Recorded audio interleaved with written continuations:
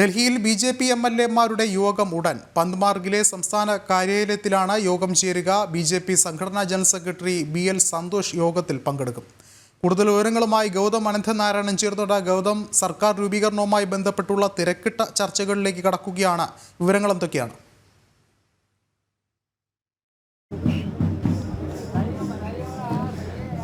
വിഷ്ണു, ഇപ്പോൾ ഡൽഹിയിലെ ബി.ജെ.പിയുടെ സംസ്ഥാന കാര്യാലയം പന്ത്മാർഗിലെ കാര്യാലയത്തിലാണ് ഈ നിർണായകമായ യോഗം പുരോഗമിച്ചുകൊണ്ടിരിക്കുന്നത്. കഴിഞ്ഞ ദിവസം ഇന്നലെ തെരഞ്ഞെടുപ്പിന്റെ ഫലം വന്നപ്പോൾ നമുക്കറിയാം 48 സീറ്റുകളിൽ 70 അംഗ ഡൽഹി നിയമസഭയിലെ 48 സീറ്റുകളിലാണ് ബി.ജെ.പി. തിളക്കമാർന്ന വിജയം നേടിയത്.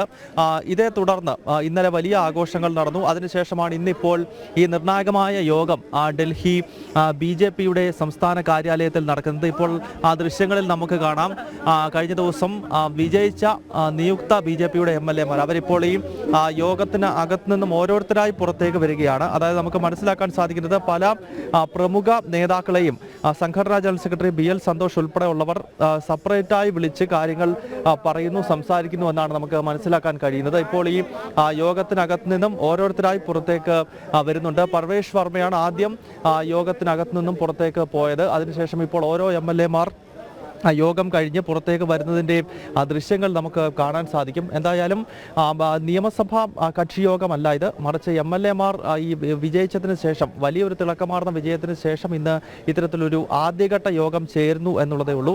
ഇതിനുശേഷം പിന്നീടാണ് നിയമസഭാ കക്ഷിയോഗമായി ചേർന്ന് കക്ഷി നേതാവിനെ തെരഞ്ഞെടുക്കുന്നത്. അതിന് കേന്ദ്ര നിരീക്ഷകർ ഉൾപ്പെടെ ഉണ്ടാകും. ഇതിപ്പോൾ എം.എൽ.എമാരുടെ ആദ്യ യോഗം എന്ന നിലയിലാണ് ഇന്നിപ്പോൾ ഡൽഹിയിൽ ഇത്തരത്തിലൊരു യോഗം ചേർന്നിരിക്കുന്നത്. ഏതായാലും ദേശീയ രാഷ്ട്രീയം ഉൾപ്പെടെ നോക്കുന്നത് ഡൽഹിയിൽ ആരാകും മുഖ്യമന്ത്രി എന്നുള്ളതാണ്. കാരണം വലിയ ഇടവേളയ്ക്ക് ശേഷമാണ്, 27 വർഷത്തെ കാത്തിരിപ്പിനൊടുവിലാണ് ഡൽഹിയിൽ ബി.ജെ.പിയുടെ മുഖ്യമന്ത്രി വരാൻ പോകുന്നത്. അതിനാൽ ആരാണ് ആ പദവിയിലേക്ക് എത്തുക എന്ന വലിയ ആകാംക്ഷ ഡൽഹി നിവാസികൾക്ക് മാത്രമല്ല, ദേശീയ തലത്തിൽ തന്നെ അതൊരു വലിയ ചർച്ചാ വിഷയമാണ്. നിരവധി പേരുകൾ ഇതിനകം ചർച്ച ചെയ്യപ്പെടുന്നുണ്ട്. ന്യൂഡൽഹിയിൽ അരവിന്ദ് കെജ്രിവാളിനെ മലർത്തിയടിച്ച പർവേഷ് വർമ്മയുടെ പേരും, അതോടൊപ്പം തന്നെ ഡൽഹി നിയമസഭയിൽ കഴിഞ്ഞ ടൈം പ്രതിപക്ഷ നേതാവായി പ്രവർത്തിച്ച് ബി.ജെ.പിയുടെ ഏറ്റവും സീനിയർ നേതാക്കളിൽ ഒരാളായിട്ടുള്ള വിജേന്ദർ ഗുപ്ത, അതോടൊപ്പം തന്നെ രേഖാവ് ഗുപ്തയെ പോലെയുള്ള വനിതാ നേതാക്കൾ, അങ്ങനെ നിരവധി മുഖങ്ങൾ മുഖ്യമന്ത്രി പദത്തിലേക്ക് നിലവിൽ ചർച്ച ചെയ്യപ്പെടുന്നു. പക്ഷേ അന്തിമ തീരുമാനം സ്വാഭാവികമായും കൈക്കൊള്ളുക ബി.ജെ.പിയുടെ ദേശീയ നേതൃത്വം തന്നെയാണ്. ബി.ജെ.പിയുടെ പാർലമെന്ററി ബോർഡ് ഉൾപ്പെടെയുള്ള പരമോന്നത സമിതികൾ ഈ വിഷയം തീർച്ചയായും ചർച്ച ചെയ്യുകയും അതിനുശേഷം അന്തിമമായ തീരുമാനം സംസ്ഥാന ഘടകത്തെ അറിയിക്കുകയും ചെയ്യും. നിലവിൽ ഈ ചേരുന്ന യോഗത്തിന്റെ അടിസ്ഥാനപരമായ അജണ്ട എന്നത് വലിയ ഇടവേളയ്ക്ക് ശേഷം ലഭിക്കുന്ന ഭരണം, അതിനെ ഏത് ദിശയിൽ നോക്കിക്കാണണം. ഒപ്പം ജനങ്ങൾക്ക് വലിയ പ്രതീക്ഷയാണുള്ളത്. കോൺഗ്രസിന്റെ 15 വർഷത്തെ ഭരണവും അത് കഴിഞ്ഞ് ആം ആദ്മി പാർട്ടിയുടെ 11 വർഷത്തെ ഭരണവും, അതിനുശേഷം ലഭിക്കുന്ന ഈ ഒരു സുവർണാവസരത്തിൽ ജനങ്ങൾക്ക് മുന്നിൽ ഒരുപാട് കാര്യങ്ങൾ ചെയ്യാനുണ്ട്. അതിനാൽ ഓരോ എം.എൽ.എമാരും തങ്ങളുടെ മണ്ഡലങ്ങളിൽ എന്തൊക്കെ കാര്യങ്ങൾ ചെയ്യണം, ബി.ജെ.പിയിൽ അർപ്പിച്ചിട്ടുള്ള പ്രതീക്ഷ അത്രത്തോളം വലുതാണ്. അതിനാൽ കേന്ദ്ര പദ്ധതികൾ ഉൾപ്പെടെ എത്രത്തോളം ഗൗരവത്തോടെ ഇനിയും ജനങ്ങളിലേക്ക് എത്തിക്കണം, ഇക്കാര്യങ്ങളൊക്കെ ആകാം ഒരുപക്ഷെ ഇന്നത്തെ ഈ എം.എൽ.എമാരുടെ യോഗത്തിനകത്ത് കൃത്യമായി ദേശീയ നേതൃത്വം ഈ എം.എൽ.എമാരെ വിശദീകരിക്കുക എന്നാണ് മനസ്സിലാക്കാൻ കഴിയുന്നത്. എന്തായാലും ഈ യോഗശേഷം ഓരോ മുതിർന്ന നേതാക്കൾ തിരിച്ചിറങ്ങി വന്ന് അവർ വിജയാഹ്ലാദം പങ്കുവെക്കുന്നു, വിജയ ചിഹ്നം ഉയർത്തി കാണിക്കുകയാണ്. ഇന്നലെ നമ്മൾ ബി.ജെ.പിയുടെ കേന്ദ്ര കാര്യാലയം ദീൻദയാൽ മാർഗിലെ ആസ്ഥാനത്തും അതോടൊപ്പം ഈ ഡൽഹി പന്ത്മാർഗിലെ സംസ്ഥാന കാര്യാലയത്തിലും വലിയ ആഘോഷങ്ങൾ നമ്മൾ ഇന്നലെ കണ്ടിരുന്നു. അതിനുശേഷം ഇന്നിപ്പോൾ ഈ വിജയിച്ച നേതാക്കളും അതോടൊപ്പം തന്നെ പാർട്ടിയുടെ പ്രമുഖ നേതാക്കളും അടങ്ങുന്നവരാണ് ഇപ്പോൾ ഇവിടെ ഉള്ളത്. ഈ യോഗം ഇപ്പോഴും തുടർന്നുകൊണ്ടിരിക്കുകയാണ്. വിഷ്ണു. യെസ് ഗൗതം, ഒരുപക്ഷെ ഏറെ ശ്രദ്ധേയമായ കാര്യം നമുക്കറിയാം, ഒരുപക്ഷെ ബി.ജെ.പിക്ക് ഡൽഹിയിൽ ലഭിച്ച വിജയം എന്ന് പറയുന്നത് ചരിത്ര വിജയം തന്നെയാണ്. പ്രധാനമന്ത്രി ചൂണ്ടിക്കാട്ടിയതുപോലെ ഐതിഹാസിക ഒരു വിജയം. ആ ഒരു വിജയത്തിൻ്റെ ബാക്കി, അല്ലെങ്കിൽ ഇനി സംഭവിക്കാൻ പോകുന്നത് ഡൽഹിയുടെ ഒരു ശുദ്ധീകലശം തന്നെയായിരിക്കും. നമുക്കറിയാം ഇതുവരെയും എ.പി.യുടെ അഴിമതി ഭരണത്തിൽ അത്രത്തോളം ഒരു ദുരന്തത്തിൽ തന്നെയായിരുന്നു ഡൽഹിയിലെ ജനങ്ങൾ. ഒരുപക്ഷെ പ്രധാനമന്ത്രി തന്നെ എടുത്തു പറഞ്ഞ കാര്യം എ.പി. എന്ന ദുരന്തം ഇല്ലാതായ ഒരു വിജയം തന്നെയായിരുന്നു. ഒരുപക്ഷെ ഇപ്പോൾ ഈ എം.എൽ.എമാരുടെ യോഗത്തിലും അത്തരം കാര്യങ്ങൾ, അല്ലെങ്കിൽ ഭാവി പരിപാടികൾ എന്തൊക്കെയാണെന്നുള്ള കാര്യങ്ങൾ കൂടി ഒരു ചർച്ചയാകും എന്നുള്ളൊരു കാര്യമല്ലേ പറയേണ്ടത്?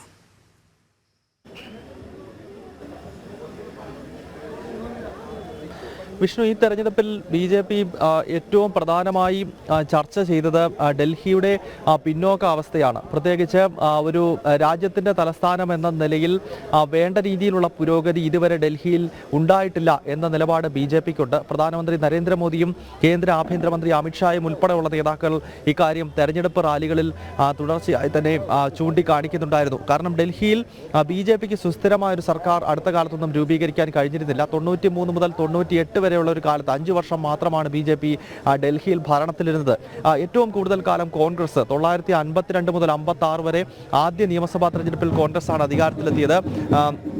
ബ്രഹ്മപ്രകാശിനെ പോലുള്ള നേതാക്കൾ കോൺഗ്രസിന്റെ ആദ്യകാല മുഖ്യമന്ത്രിമാരായിരുന്നു ഡൽഹിയിൽ. പിന്നീട് 56 മുതൽ 93 വരെയുള്ള കാലത്ത് ഡൽഹിയിൽ നിയമസഭ ഉണ്ടായിരുന്നില്ല. ആ കാലത്ത് കേന്ദ്രത്തിന്റെ നേരിട്ടുള്ള പരിപൂർണമായ നിയന്ത്രണമാണ് രാജ്യതലസ്ഥാനത്ത് ഉണ്ടായിരുന്നത്. പിന്നീട് 93-ൽ വീണ്ടും നിയമസഭ രൂപപ്പെടുകയും തെരഞ്ഞെടുപ്പ് ആരംഭിക്കുകയും ചെയ്യുന്ന ഘട്ടത്തിലും 93 മുതൽ 98 വരെയുള്ള 5 വർഷം മാത്രമാണ് BJP ഡൽഹിയിൽ ഭരിച്ചത്. പിന്നീട് 98 മുതൽ 2013 വരെ കോൺഗ്രസിന്റെ ഷീലാ ദീക്ഷിത്തും 2013 മുതൽ പിന്നീട് അടുത്ത കാലം വരെ അരവിന്ദ് കെജ്രിവാൾ, ഏറ്റവും ഒടുവിൽ അതീഷി മർലീന ചുരുങ്ങിയ നാളുകളിലും ഡൽഹിയുടെ മുഖ്യമന്ത്രിയായി. അപ്പോഴും BJP അടുത്ത കാലത്തൊന്നും 27 വർഷങ്ങൾക്കിടയിൽ ഒരിക്കൽ പോലും ഡൽഹിയിൽ ഭരണത്തിൽ ഇരുന്നിട്ടില്ല. അതിനാൽ ഈ പിന്നോക്കാവസ്ഥയുടെ പൂർണ്ണമായ കാരണം പ്രത്യേകിച്ച് യമുന നദിയുടെയൊക്കെ സാഹചര്യം നമുക്കറിയാം. ഇന്നലെ പ്രധാനമന്ത്രി BJP ആസ്ഥാനത്ത് സംസാരിക്കുമ്പോൾ പോലും അദ്ദേഹം ഏറ്റവും കൂടുതൽ എടുത്തു പറഞ്ഞൊരു കാര്യം, ഗംഗ ഉൾപ്പെടെയുള്ള ഭാരതത്തിൻ്റെ പവിത്രമായ നദികൾക്കുള്ള അതേ സ്ഥാനം യമുന മയ്യയ്ക്കുമുണ്ട്. പക്ഷേ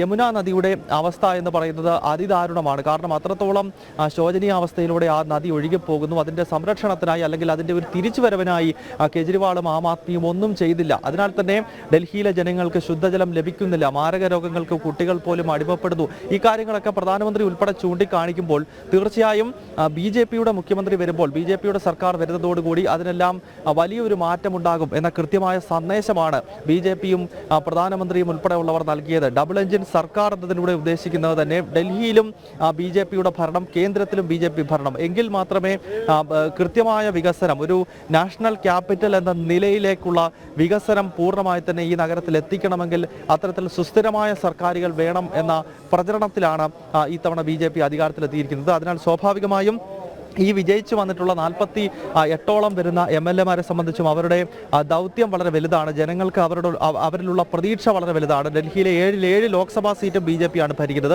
അതിനാൽ സ്വാഭാവികമായും സ്വന്തം മണ്ഡലങ്ങളിൽ എങ്ങനെയാണ് പ്രവർത്തിക്കേണ്ടത്, ജനങ്ങളോടുള്ള പെരുമാറ്റം എങ്ങനെയാകണം, എത്രത്തോളം പ്രതീക്ഷയിലാണ് ജനങ്ങൾ ഈ പാർട്ടിയെ അധികാരത്തിലെത്തിയിരിക്കുന്നത് തുടങ്ങിയ കാര്യങ്ങളൊക്കെയാണ് ഈ നിർണായകമായ യോഗത്തിൽ MLA-മാരോട് ദേശീയ നേതാക്കൾ സംസാരിക്കുന്നത് എന്ന് വേണം മനസ്സിലാക്കാൻ. ഇപ്പോൾ അകത്ത് ഇപ്പോഴും നിരവധി ഈ നിയുക്ത MLA-മാരകത്തുണ്ട്. അവരുമായെല്ലാം സംഘടനാ ജനറൽ സെക്രട്ടറി BL സന്തോഷും അതോടൊപ്പം തന്നെ ഡൽഹിയുടെ ചുമതലയുള്ള പ്രഭാരിയും ദേശീയ ഉപാധ്യക്ഷനുമായ ബൈജയന്ത് പാണ്ഡെ തുടങ്ങിയ നേതാക്കളാണ് ദേശീയ നേതൃത്വത്തെ പ്രതിനിധീകരിച്ചുകൊണ്ട് ഇപ്പോഴകത്തുള്ളത്. ഇപ്പോഴും വിജയിച്ചു വന്ന നേതാക്കളോടെല്ലാം ഈ നേതാക്കൾ വ്യത്യസ്തമായി അവരോട് സംസാരിക്കുന്നതായാണ് നമുക്ക് അറിയാൻ കഴിയുന്നത്.